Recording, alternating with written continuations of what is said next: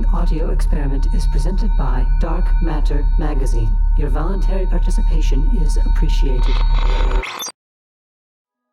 Recycle of Violence by Andrew Leon Hudson.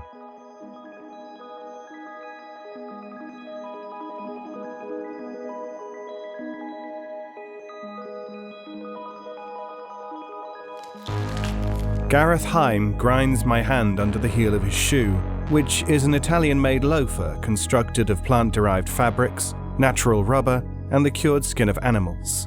His weight and the force of effort he puts into the action crushes the metacarpals and causes the proximal phalanges of my middle and ring fingers to fracture. The ring finger bone splits lengthways.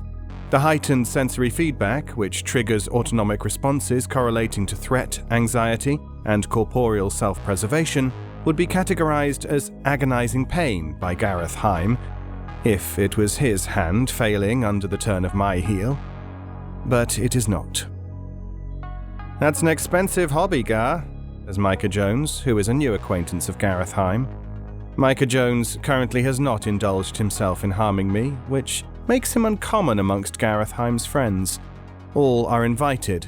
Most try at least once.